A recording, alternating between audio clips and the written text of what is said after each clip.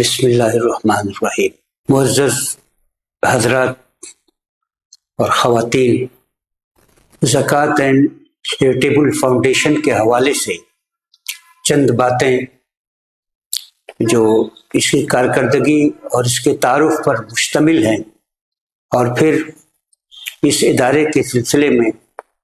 آپ کی کیا مجموعی ذمہ داریاں ہیں، اس پر میں مختصر گفتگو کروں گا۔ دوستوں اور ساتھیوں، ہم سب کو معلوم ہے کہ زکوٰۃ اللہ تعالیٰ کی طرف سے ایک فریضہ ہے ان لوگوں پر جو صاحب نصاب ہوں۔ الحمدللہ ہمارے معاشرے میں اللہ تعالیٰ نے جن کو استطاعت دی ہے اور اس کا اہل بنایا ہے، وہ پوری کوشش کرتے ہیں کہ اپنی گاڑی کمائی کا وہ حصہ جو اللہ تعالیٰ نے مانگا ہے اس کو انتہائی دیانتداری کے ساتھ نکالتے ہیں اور غریبوں میں، ضرورت مندوں میں، دینی کاموں میں اس کو خرچ کرتے ہیں۔ لیکن جب اس پوری کوشش پر ہم نگاہ ڈالتے ہیں تو یہ محسوس ہوتا ہے، اور یہ ہر شخص جانتا ہے کہ ہر شخص انفرادی طور پر اپنی اپنی پسند اور اپنی اپنی سمجھ کے مطابق ان پیسوں کو خرچ کرتا ہے۔ بے شک یہ بھی قابل تعریف ہے، لیکن جب ہم یہ غور کرتے ہیں اور مطالعہ کرتے ہیں کہ رسول اللہ صلی اللہ علیہ وسلم کے زمانے میں اس کا کیا نظام تھا، آپ نے اللہ تعالیٰ کے حکم پر کیسے عمل کر کے دکھایا، تو ہمیں فوراً اس کا احساس ہوتا ہے کہ اس کا نظام اجتماعی تھا، یعنی باقاعدہ بیت المال ہوتا تھا، رجسٹر بنتے تھے، معاشرے کے ضرورت مندوں کی تفصیلات درج ہوتی تھیں، اس کا کوئی نگراں ہوتا تھا، اور ان سب کی ضرورتوں کو ایک جگہ سے پورا کیا جاتا تھا۔ اس کے فوائد اور اس کی حکمتیں بے شمار ہیں۔ سب سے پہلی چیز تو یہ ہے کہ کسی ضرورت مند کو کسی فرد خاص کے سامنے دست سوال دراز کرنے کی زحمت نہیں اٹھانی پڑتی تھی، اس کو اپنے ضمیر کا سودا نہیں کرنا پڑتا تھا، وہ اس کی آنکھوں میں شرمندگی کی بات نہیں آتی تھی، بلکہ وہ یہ سمجھتا تھا کہ یہ اللہ تعالیٰ کی طرف سے میرے لیے انتظام کیا گیا ہے، اور پھر خاموشی سے جا کر اپنی ضرورت پیش کرتا تھا، اور جتنی فارمیلٹیز ہوتی ہیں ان سب کے بعد اس کو باقاعدہ بیت المال سے روپے، پیسے یا اور ضرورت کی چیزیں ادا کر دی جاتی تھیں۔ اس طرح سے وہ عزت نفس کے ساتھ زندگی گزارنے کا اہل ہو جاتا تھا۔ بتایا گیا ہے کہ پیسہ اور روپیہ یہ اس وجہ سے اللہ تعالیٰ نے فرض کیا ہے، زکوٰۃ اور اس کا جو نصاب ہے وہ غرض و غایت یہ بتائی گئی ہے کہ لِكَيْ لَا يَكُونَ دُولَةً بَيْنَ الْأَغْنِيَاءِ، ایسا نہ ہو کہ پیسہ روپیہ یہ صرف امیروں ہی میں گردش کرتا رہے۔ اسی کی وجہ سے اللہ تعالیٰ نے ایک خاص مقدار متعین فرمائی ہے، ایک خاص وقت متعین فرمایا ہے، اور مدات بھی اپنی طرف سے متعین فرماتی ہیں۔ کسی کی خواہش، کسی کی ذاتی ضرورت، کسی کی طرف خصوصی جھکاؤ، ان سب چیزوں کا کوئی خیال نہیں کیا گیا ہے، بلکہ اللہ تعالیٰ نے فرمایا کہ یہ مال میرا ہے، میرے حق میں تم لوگ دستبردار ہو جاؤ اس مال سے، اور پھر ایک جگہ جمع کرو، اور پھر ضرورت مندوں کا نظام بنے، ان کا سروے ہو، ان کا تعین ہو، اور پھر ان کی ضرورتیں وہاں سے پوری ہوں۔ یہ نظام نہ صرف رسول اللہ صلی اللہ علیہ وسلم کے زمانے تک چلتا رہا، بلکہ خلفائے راشدین کے زمانے میں بھی چلا، اور اس کے بعد بھی وہ کی بادشاہت آ گئی، لیکن اس کے باوجود بھی یہ نظام پوری اسلامی زندگی میں جب تک یہ سوسائٹی باوقار رہی، اجتماعیت کا علم بلند رہا، اور اس کا کوئی سر تھا، اس کا کوئی امام تھا، اس کا کوئی خلیفہ تھا، اس کا کوئی نگراں اور ذمہ دار تھا، اس وقت سے یہ باتیں ہوتی رہی ہیں۔ لیکن افسوس کہ مسلمان بکھر گئے، ان کا اقتدار ختم ہو گیا۔ اب ایک ایسی فوج ہے جو بے سر کی ہے، ایک ایسا کارواں ہے جس کا کوئی میرے کارواں نہیں، لیکن اس کے باوجود صرف اللہ تعالیٰ پر ایمان اور اس کے جاری کیے ہوئے احکام و فرامین پر عمل کے نتیجے میں آج بھی مسلمان الحمدللہ ایک معتدل تعداد میں یہ فریضہ ادا کرتے ہیں اور اپنی سمجھ کے مطابق جسے محسوس کرتے ہیں اس کو دیتے ہیں۔ یہ 2022 میں لکھنؤ میں چند اہل خیر، اہل سمجھ بیٹھے اور انہوں نے آپس میں یہ فیصلہ کیا کہ رسول اللہ صلی اللہ علیہ وسلم کے زمانے اور خلفائے راشدین کے زمانے کی طرح سے ہمیں بھی کوشش کرنی چاہیے کہ زکوٰۃ کا اجتماعی نظام برپا کیا جائے۔ لوگوں سے گزارش کی جائے کہ وہ اپنی زکوٰۃ کا کچھ فیصد اس ادارے کو دے۔ دوستوں اور ساتھیوں، ضرورتیں دو طرح کی ہوتی ہیں۔ ایک تو وہ ہے کہ جو آدمی کھائے پیے اور ختم کر دے، جس کو استہلاک کہتے ہیں، اور دوسری ضرورت وہ ہوتی ہے کہ جس کے ذریعے سے آدمی کی ایسی مدد کی جائے کہ وہ اپنے پاؤں پر کھڑا ہو جائے۔ آج وہ مستحق ہے، اگر اس کو اتنا سرمایہ فراہم کر دیا جائے کہ وہ اپنی عقل سے، اپنی سمجھ سے، اپنی کوششوں سے، اپنی صلاحیتوں کو اس میں لگائے تو کل انشاءاللہ وہ زکوٰۃ دینے والا بن جائے گا یا دوسروں کا سہارا بن سکتا ہے۔ ہم نے زکوٰۃ اینڈ چیریٹیبل فاؤنڈیشن کے تحت ایسی ہی سرگرمیاں شروع کی ہیں۔ مثال کے طور پر ہم نے کوشش کی ہے کہ بلا لحاظ مذہب و ملت ہم روزانہ 300، 350، 400، 500 تک پیکٹ کھانے کا پکواتے ہیں جو ویجیٹیرین پلاؤ ہوتا ہے، اور وہ ضرورت مندوں میں تقسیم کرتے ہیں۔ اس سے ایک فائدہ یہ ہے ہمارے پیش نظر کہ مسلمانوں کا ایک تاثر یہ ہے کہ یہ صرف ہاتھ پھیلاتے ہیں، جدھر دیکھیے بھیک مانگنے والے یہی ہوتے ہیں۔ ہماری کوشش یہ ہے کہ ہماری فیس ویلیو بہتر ہو اور ہم بھی اس صف میں کھڑے نظر آئیں جو لوگوں کو دیتے ہیں، کھلاتے ہیں۔ اسی کے ساتھ موبائل کلینک ہے۔ بیماریاں بہت زیادہ ہیں، صحت کے سلسلے میں لوگ خود بیدار نہیں ہیں۔ جب بہت زیادہ بیمار ہو جاتے ہیں اور مسائل بہت پیچیدہ ہو جاتے ہیں تب جاتے ہیں ڈاکٹر کے ہاں، اور پھر وہ سینکڑوں سے کام نہیں چلتا، پھر ہزاروں کی بات ہوتی ہے، لاکھوں کی بات ہوتی ہے، اور اس طرح سے ایک فرد جو گھر کا کمانے والا ہوتا ہے، ذمہ دار ہوتا ہے،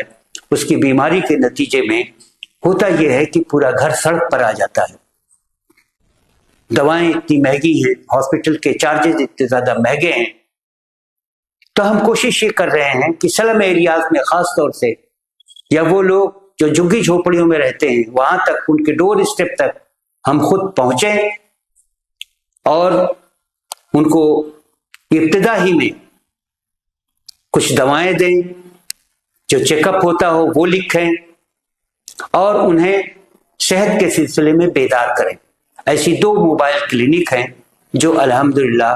لکھنؤ اور اس کے مضافات میں، سبرب ایریے میں یا جو سلم ایریاز ہیں، وہاں مستقل طور پر ایک ڈاکٹر، ایک کمپاؤنڈر جاتا ہے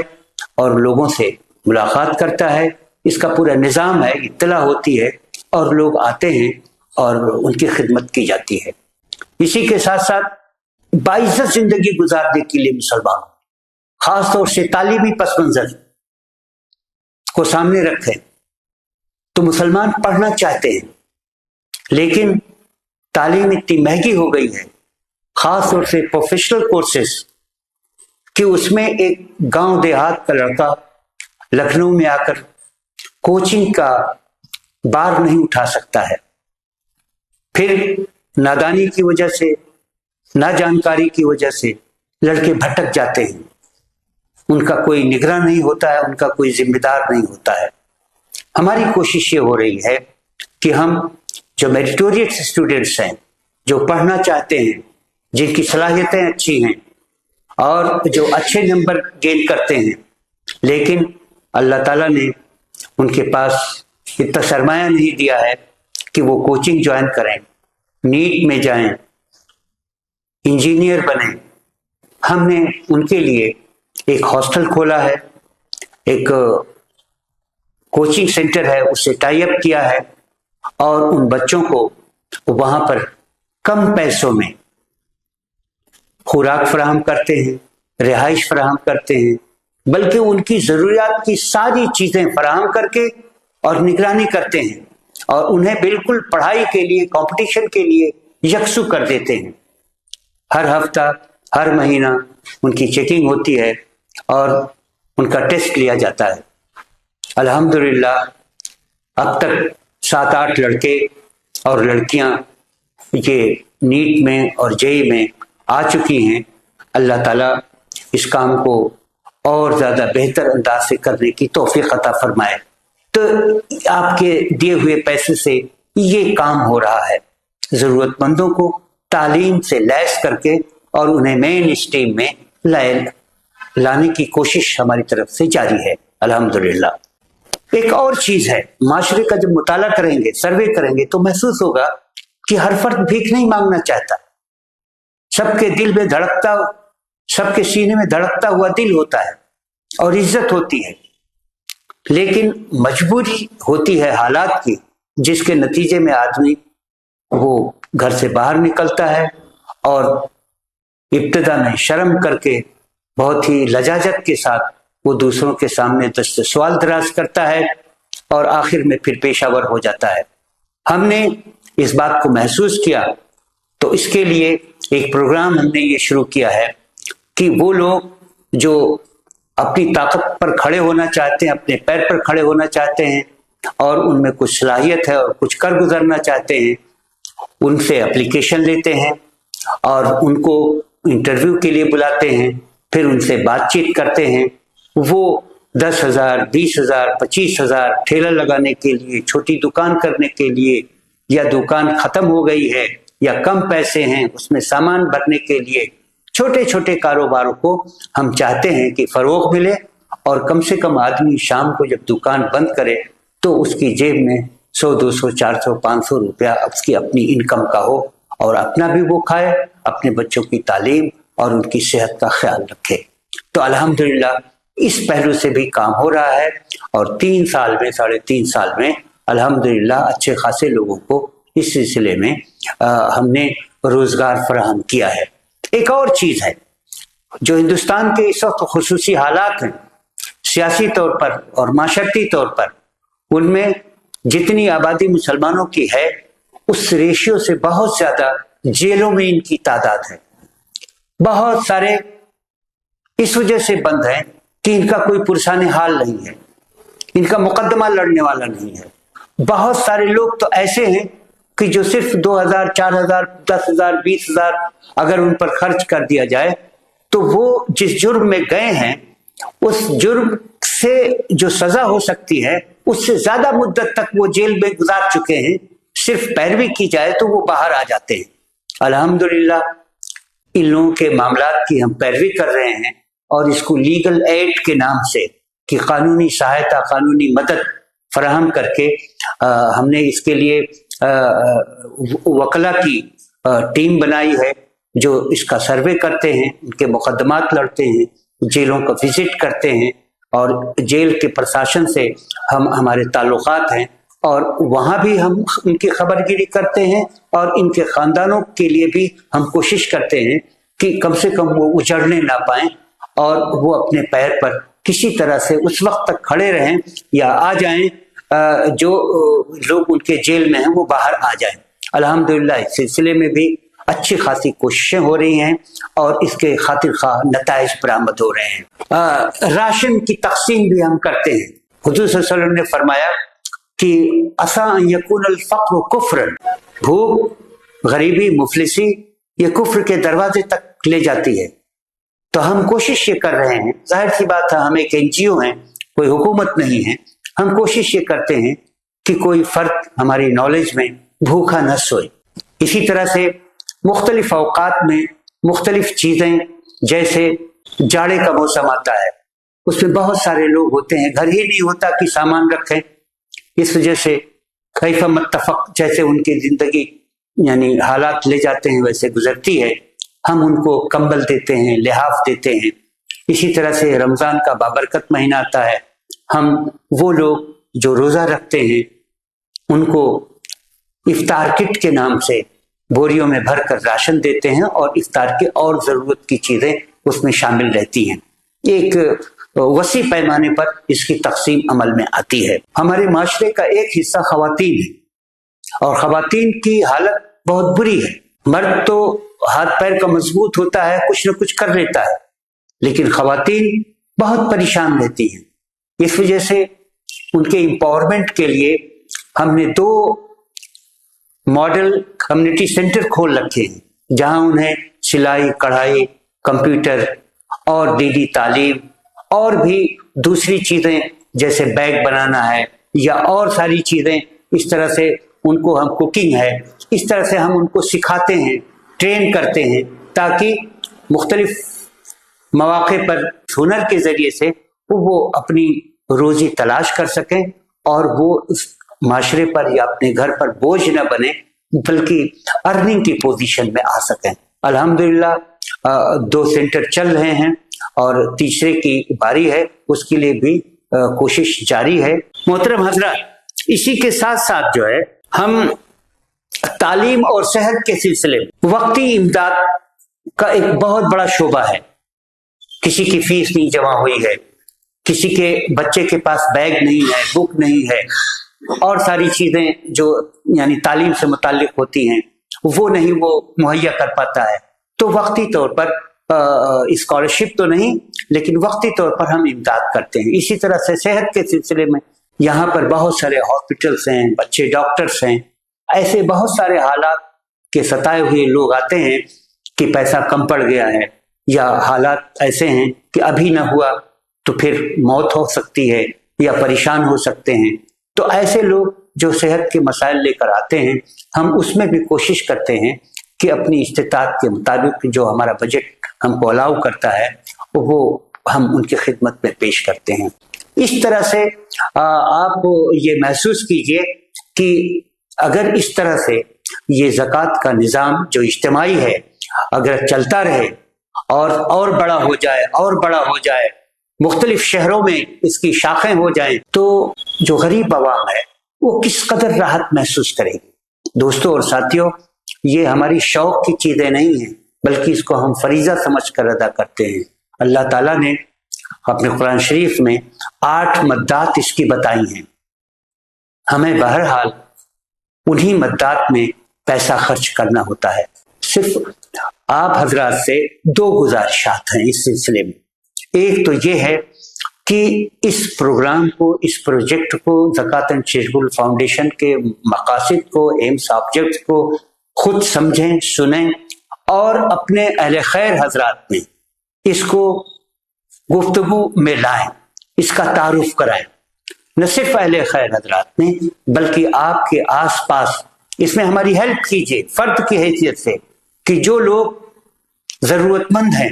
واقعتاً ان کی ہیلپ ہونی چاہیے۔ آپ کے ریکمنڈیشن سے ان کا نام آنا چاہیے، ان کو بھیجیے ہماری آفس میں، نمبر لیجیے اور ان سے کہیے کہ فون کر کے وہ آئیں،